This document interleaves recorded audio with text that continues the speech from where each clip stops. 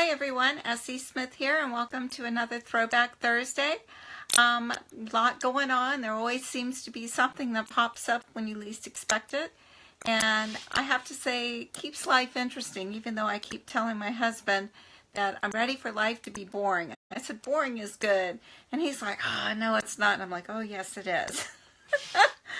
So, part of the things that are going on, just to give you an update, is my daughter-in-law had a huge fiasco, but luckily we were talking about how many good people there are in the world, as well as some of the bad things that have been going on.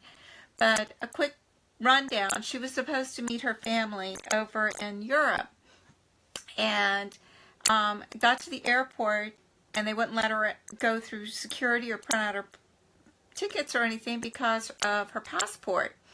So she's in tears because she's going to miss the flight and not get to see her family, who she hasn't been able to see in a few years. End up going to the embassy. They got her a passport. The airport personnel there were really, really sweet at the airline that she was using, and they got her on the flight the next day. So she is now with her family, and we are puppy sitting for 3 weeks. So please be patient with me because Zoe's got a lot of energy. She's been getting me up about 6 every morning, a little bit before 6 every morning, to say, okay, let's go for a run. And I'm like, I don't run. So there's a lot going on. I want to say hello to Angela. She says she just got back in time from Firehouse Subs. I love their hot veggies, by the way. Jamie says, will I be going back to my other series soon? Jamie, let me know which series you're talking about so that I can make sure I address the right one. Hi, Christina. And hi, Angela, the other Angela, and Narelle. So, I am getting back to all of my good series. So, like I said, I've got The Alliance going on right now. I'll have it coming out on April the 10th. I have Twin Dragons Destiny, which is the original Twin Dragons, and their story, what happens with them. That comes out April 24th. I have some audiobooks that are going to be coming out, including, was it Pearl's Dragon? I may be off. I should have written down my list of stuff. I had it all in my head. I was like going through everything, and then Zoe decided that she wanted to come into my office and get into the boxes and stuff. So anyway, I think if it's Pearl's Dragon is coming out in paper or in ebook for those that like to have just the story without the anthology. So Pearl's Dragon will be out February 27th, and the audiobook is in post-production. I also have a Draglings Valentine with 2 bonus Dragling stories that you've been able to read online, but they have not been published anywhere else. And I'll have the audiobooks for those. So I have, like I said, a lot of things going on at the moment. Have to kind of get them all in my brain because I get the dates down and then I start getting everything mixed up. So let me go back and see if I can find out. If Jamie, make sure that you let me know. Hi, Margaret. I know Margaret is in Australia, and so is Narelle. So it's really heartfelt. Sorry, I know I'm probably making a mess with the sound. I did wear good earrings so that I'm not rattling. But I want to say hello to everyone for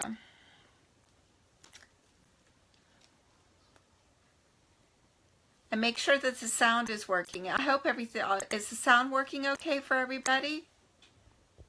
If not, let me know.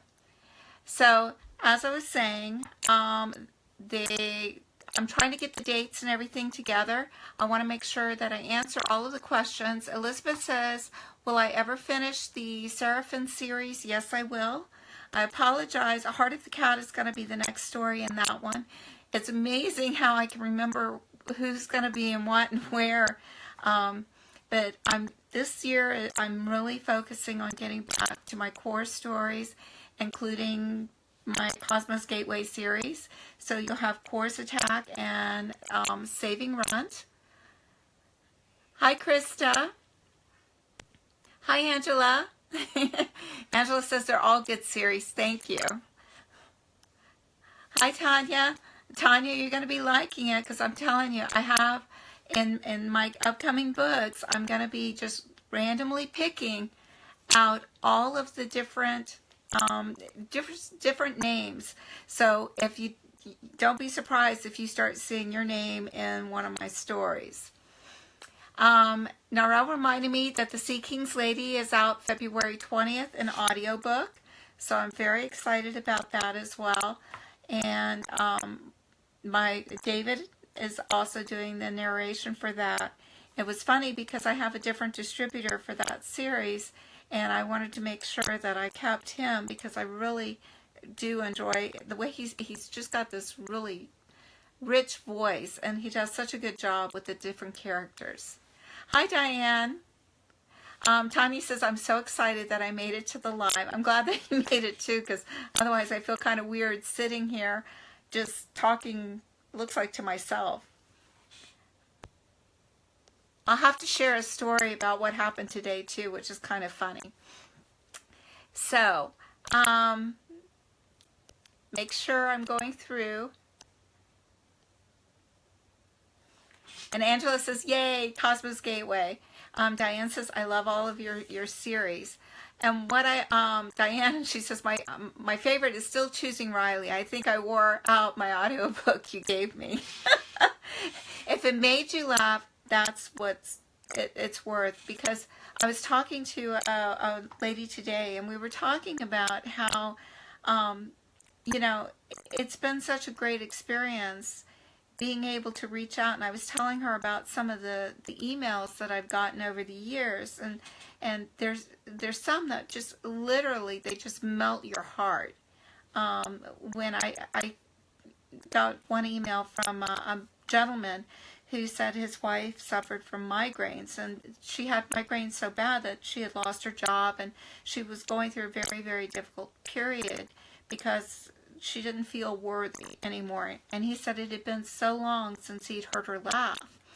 And he said, I had to write to you because she was sitting reading a book and laughing. And he said, I had never heard her laugh in years that much. And he said, I finally had to ask her, what she was reading, and she told me. And he said, I wanted to tell you thank you for giving back me, my wife, and laughter to my wife's, and that kind of thing, that when you get that kind of feedback, it really, really touches you. Another story is, as you know from reading my stories, that I write about strong women, and they're not strong, and they're strong internally, emotionally, but they've got the vulnerability, but I see them in all of us. I see them in myself. I see them in my friends and in my family. And that is, to me, the strength. It's not always an in-your-face, oh, I can beat you up type thing. It's, as one of my friends from England told me, that I had never heard this saying before, you pull your big girl panties up and you just get it done. And I think that is where my heroines come from, is the fact that they realize that, life's not always easy, it's not always boring. And sometimes you just have to get her done. And when you do that, it's amazing how much you feel accomplished. I was talking to someone else. I forgot what we were talking about, but it was it was a young girl, and I was telling her that it's like you're doing this marathon, and you don't think you're ever gonna be able to do it. And it's one of the things that my husband often tells me. It's where you get that runner's high and you want to quit, and then you get that second win, and then before you know it, you've actually made it. And I think that's part of where I see the characters that I have, is that, sometimes you feel like giving up. I know what we were talking about. It was in A Witch's Touch. And there's a part in The Witch's Touch where Marina, who had been strong for so long, and towards the very end, right before the big battle, they had just come through the maze. I hope I'm not giving out any spoilers, so I'll give you a spoiler alert now. But they had just come through the maze, and it was basically like, how can we ever win this? You know, I've been fighting for so long. How can we ever win this? And so it was the young girl that works for me. She had read the story, and she's like, you know, she's been so strong. Why is she suddenly like having so many doubts and everything? And I said, if you've never been in that position, and I can tell you many, many times when I've been in it, when you're dealing with a sick child and they're throwing up, and you know, I remember just sinking down in the hallway one night because I have 4 kids. All of them are sick. All of them are throwing up. I'm tired of cleaning it all up. And I sank down on the floor about 2 a.m. in the morning, and I thought, being a parent sucks. I don't want to do this no more. And that's exactly what I said to myself. I don't want to do this no more. I am tired of cleaning this up. But you can't. You can't give up. You may have that moment of weakness, and it's okay to have that moment of weakness. But then you take a deep breath, and as Sally tells me, you pull your big girl panties up, and you get her done. And that's exactly what you do. And then it's like, it wasn't quite as bad as I thought it was. So now I can laugh about it. But I still didn't want to have to go through it again. Diane says that she can't wait for Spirit Pass 3, which I know I promise I am going to be getting back to that series. Margaret says her favorite is Kara, and I have to say I love Kara. Oh, you guys are going to like this. I'm doing something a little bit different, and I'll be sharing that with you, but I don't want to share it yet. But I've got something else I'm working on, and Kara is involved in it. Lauren is asking for Spirit Pass 3.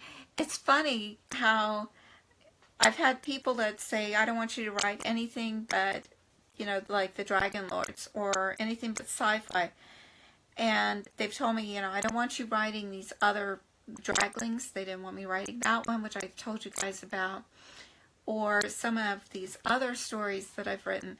And for me, there's a story out there for everyone, and whether I'm writing the sci-fi, or whether I'm writing the Western time travel, whether I'm writing the Second Chance series, or even Dust, there's always that moment where there's the action and the adventure and the love and you know, the friendship and the laughter and the tears.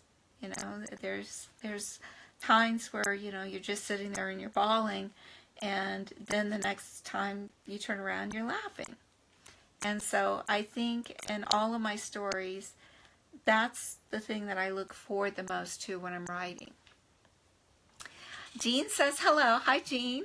And she says she can't wait until the Twin Dragon story comes out, sitting on the edge of my seat. And Diane said, all right, Diane, which book was it? All right, so tell me which book you're asking about. And Gillian says, I appreciate the audiobook since I have low vision. One of the things that I found is with the audiobooks, I actually have been listening to them more because it's soothing for me. About the only time my brain shuts down is either when I'm watching a movie or I'm listening to an audiobook. And my dad had difficulty seeing, and my dad was a super avid reader all my life. And so as he had multiple sclerosis, and so it began to affect his eyesight where he couldn't read anymore. And it was such, I think it was such a devastating effect on him, you know, to take something that he enjoyed so much and, you know, to lose that ability. So when audiobooks first started coming out, of course, they were on the cassette tapes. And so that was one of the things that I made sure that I went and bought him. and he really, really enjoyed. And the neat thing is that that's when I got hooked on them, and I started playing them in the car, and I got my youngest son hooked on them. So, and for some reason, all three of my boys are very, very avid readers. And it was neat being able to share that experience with them. Krista says, I know you're very busy, but if we have a paperback, could it be sent to you to be signed? Yes, you may. Also, let me know which one it is if you don't mind. You can PM me or you can email me at esmithfl@gmail.com and just let me know. Diane says soft and strong. And I think a writing edge, and one of the things I'm noticing about this story is, of course, each one is different from the others.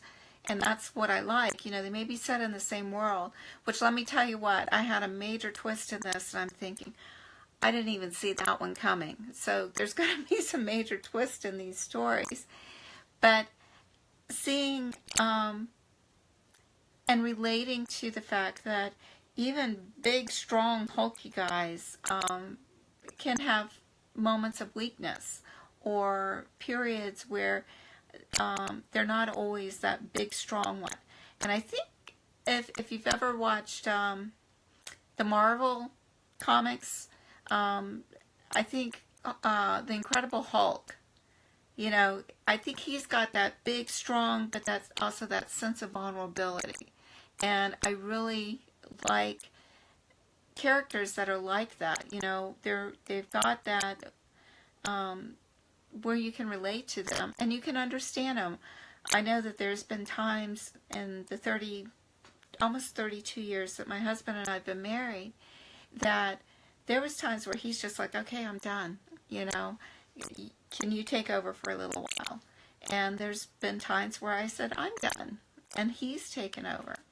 So it's that give and take and that understanding that, you know, sometimes you just need to take a moment out and have that, if you're sick or if you're ill, or sick or ill, which is the same thing, but hurt. And you have to understand that this is you know, my husband, I remember a time when he hurt his back. And, you know, this is a guy that, as my youngest son said, oh my God, he's, you know, 63, and yet he's in better shape than all of us kids. And, you know, there was a moment where he had hurt his back and he was laid out.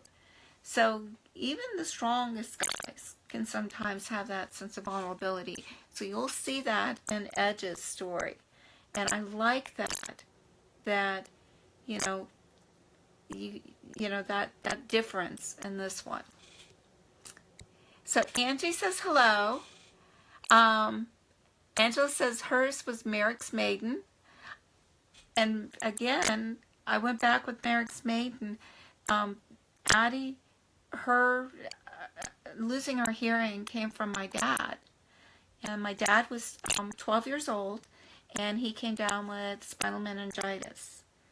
And you figure here's a healthy, happy, you know, 12-year-old, and they went to the lake, and he came back, and a few days later, he developed a really high fever, and when he woke, he was deaf.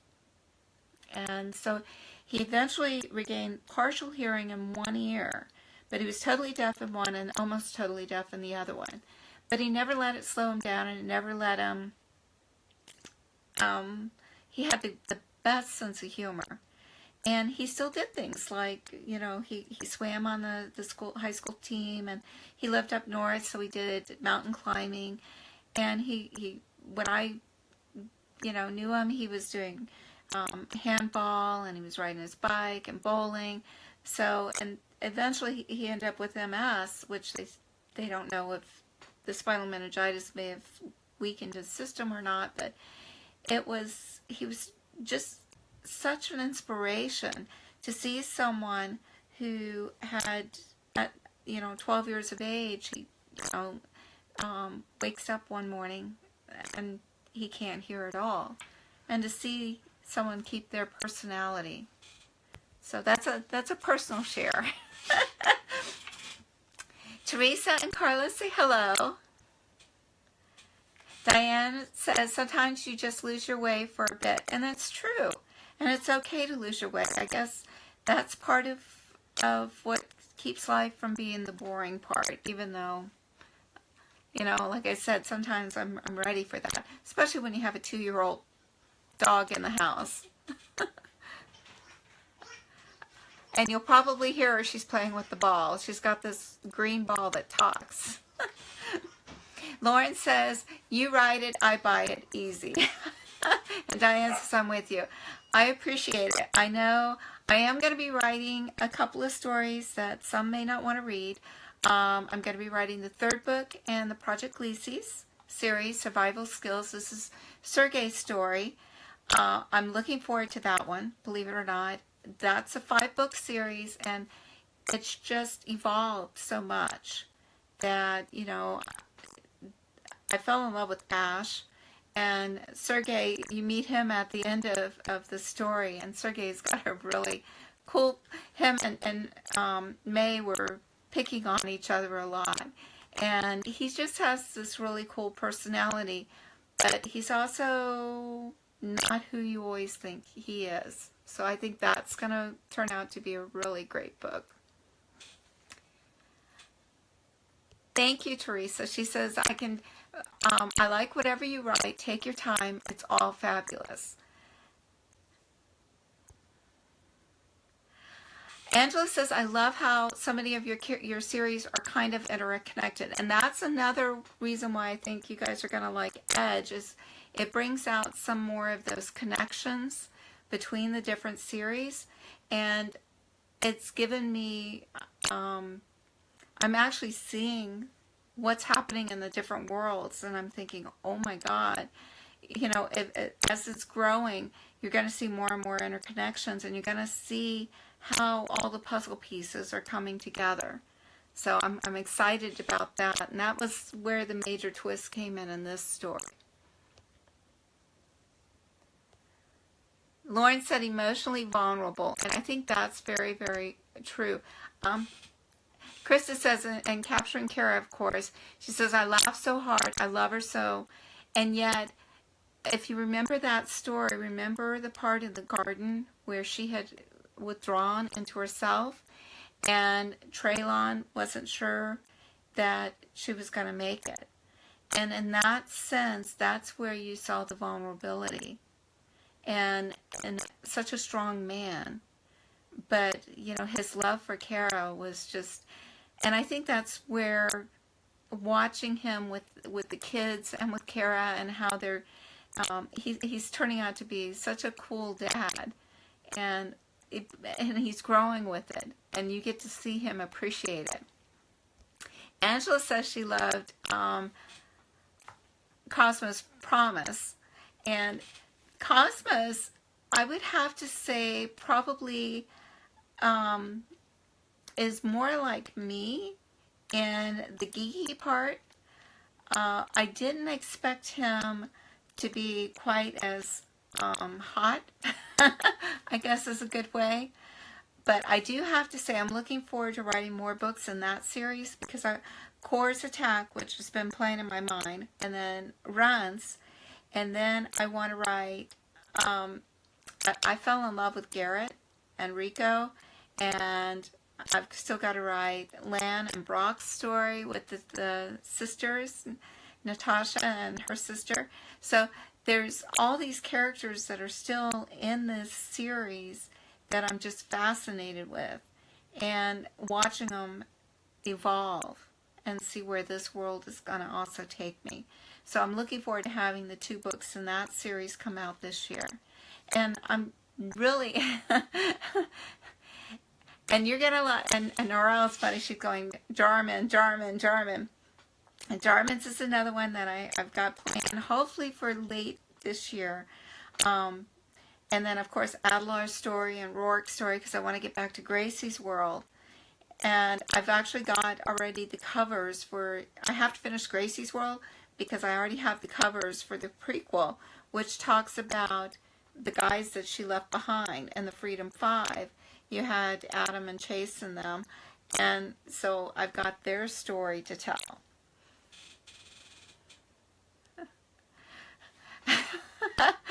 Tiny says, "Oh, Nora, thank you for reminding me. I was going to ask. Wait till you see when I do the cover unveil for Jarman's story. Oh my God, I loved the cover. It was one of those that I made sure I kind of handpicked. And I'm working on a bunch of stuff in the background for that one as well. It's just trying to have a life, doing the puppy sitting. You know, it's like one of those things when the kids say, can you do this? You have to say, yeah, I'm going to. But it's one of the things that kind of gets in the way, but it's, you know, I'll go sit out in the back and let her run around while I'm writing. Angela says, I love Rita too. And I actually want to write, believe it or not, Rita and Rita 2's stories. And Modest and Grill, I want to write their story.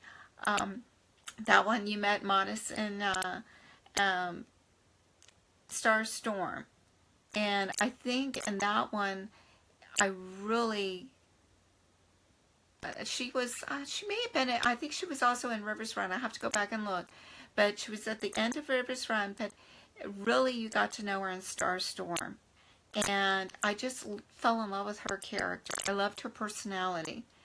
And one of the cool things is when I was writing A Witch's Touch, one of the things that they wanted was to know about Charlie. And I had to make sure that I let everybody know what was going on with Charlie. As you fall in love with these different characters as we're going along. Now, I do want to share something with you, which is I was going to talk to you tonight.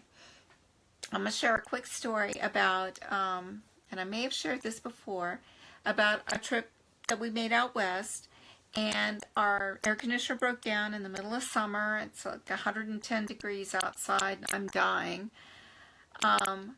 And we ended up in a town called Roswell, New Mexico. And while we were there, they fixed the car and everything, but it was such a unique experience to go through a town that you've heard so much about all your life. I don't know about you, but I grew up hearing about, Roswell, New Mexico, and the aliens the spaceship that crashed there, and Area 51, which is actually, I think, in Nevada. It's not, but they have an area there in Roswell. But Roswell is known as the alien capital of the world because, they say that they found a UFO there. And so we were in Roswell, New Mexico, and I've been talking to a young woman named Chris, and our conversations started out in Pets in Space too, and kind of evolved from there. And she writes in the Roswell Daily Record it's called Vision Magazine, and it's free. I put the link up there, so if you get a chance to go to it. Bye, Diane. So if you get a chance, go to the Vision Magazine and start reading the different issues. And I think this is the second or third issue that I've been writing a continuing story with the episodes, and it's called Wrong Turn to Roswell. And I'm really excited about the story. We're starting to give feedback. It was funny, there was a bunch of teens that I guess contacted Chris, and she said, I want, when is the action starting? And my editors, when I sent them this last episode, they said, oh my God, I can see the action starting. So it's a really cute story. It's going by episodes, so you're seeing it evolve each week, and you're getting to meet more of the characters. It's a fun thing. Tanya says, I love Roswell, New Mexico. I grew up close to there. Angela says, I used to tease my sister that my parents found her on the side of the road driving through Roswell, and that she was an alien baby. And that's funny because every time I get my hair done, my husband asks me if I'm talking to aliens. And if you drive through Roswell, you'll actually see, like posters and everything has got all of this alien theme throughout it. And they actually have a UFO festival every year. So this year it's in the first part of July. And hopefully I'm going to get to go to it. I'm planning on it. So anyway, I'm writing this story. If you were online, you would get to see the photo or the illustration that was done.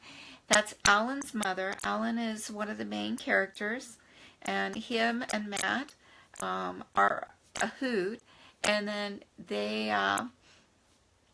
Alan's mother is an artist. She does a lot of the metal welding type art, and so we're going to be getting to meet her. But the young girl, Heather, who created the illustration, I think is fabulous, is autistic.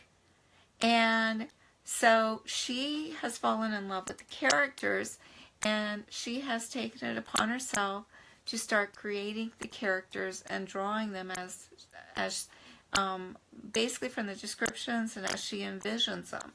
And when she did Ellen's mother, I was like, oh my God, this is definitely the mom. And I just fell in love with the artwork. So I wanted to share that with you as well. So if you get a chance, make sure that you read the Vision magazine and share it. It's free, online, has great articles. You can find out all about Roswell, New Mexico, and alien encounters. And it's a very cultural city. They have a lot of events going on. So if you get a chance, please check it out. Let me see if I can bring up a quick sample for you guys.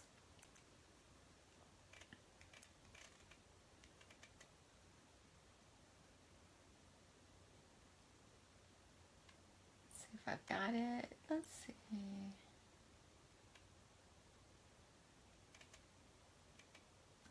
Let me bring it up here. I know I've got it here. Just take a second. I had to turn everything down so that I don't get quite the glare. I need to get like non-glare glasses. Let's see, episode 3.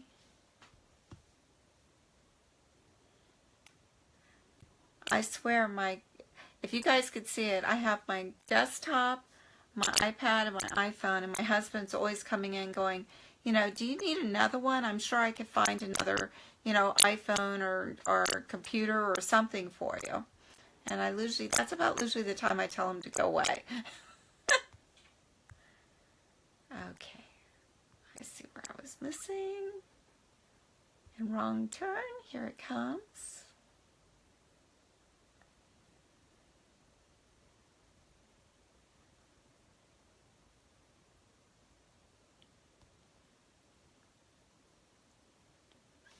Episode 1, don't push that button. Space, as in outer space. Dad is going to be furious with you, Carbon stated, moving to sit down next to her twin brother Iron in the cockpit of their family spaceship. No, he won't. He just told me not to blow us up, Iron retorted. Carbon shook her head and wiped out a smudge of dirt on her dark tan trousers. Sitting back in the seat near the navigation station, she watched her brother with a weary expression. He looked like he had been playing with the controls again from the number of flashing lights on the console he was trying to hide. Do you need help? She asked dryly. Iron turned and glared at her. No, I do not need any help, he retorted sarcastically. I've got this. You don't look like you have it, Carbon replied with a wince from an alarm that briefly filled the air with an ear-piercing screech. Iron quickly silenced it. Just because I don't read all the manuals first doesn't mean I don't know what each thing does. I watch Mom and Dad, he said in a defensive tone. I think you should just admit I'm smarter than you are and leave it as your only defense, Carbon chuckled when 2 more lights started flashing. Don't push that one. Iron flashed her an irritated glare. If you're so smart, Then why is the hot oil dispenser not working? He demanded. Carbon flushed and stuck her long green tongue out at her brother. It shorted out. Dad was the one who told me to turn on the heating coil. He was the one who forgot to put oil in it first, not me, she replied with a sniff. Iron glanced at the panel monitoring the recharge station. He had 28 hours to go before their parents woke up. He could fix the mess he had made, with a little help. Maybe you could turn off a few of the lights, Iron reluctantly suggested. Carbon shook her head and grinned. Rising from her chair, she trailed a hand along the back of it before stepping toward the door. Iron knew he was in trouble from the expression on his sister's face. Nope, you are totally on your own now. I can't wait to see how long you get grounded this time, she laughed. Arg! You can be such a pain sometimes, Iron groaned, turning back to gaze at the controls with a feeling of panic. I can do this. I just have to remember the password to my documents folder and pull up the manual. Before he could focus, another light started blinking. This one was flashing red and yellow. In annoyance, Iron reached forward and pressed the button. His eyes widened when he felt a sudden surge of power from the ship, and he was pressed back against his seat. The sound of his sister yelling his name barely registered as the console lit up brighter than a supernova. Iron could feel the energy draining out of him as the spaceship shot forward. To keep from being thrown out of his chair, he gripped the arms tightly and braced his feet firmly against the floor. Two things flashed through his mind before everything went dark. First, that was a very beautiful blue and white planet up ahead. And second, he was going to be so grounded for life when his parents woke up. So, there's currently 4 episodes completed, and I've just read part of the first one. So if you get a chance, make sure that you follow along.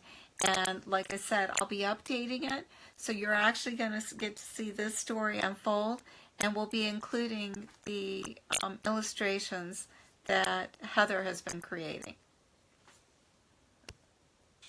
Tanya said that was awesome. Thank you.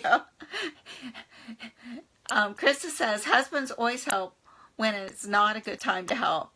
I can agree with that. So anyway, I know tonight's been kind of a quick night.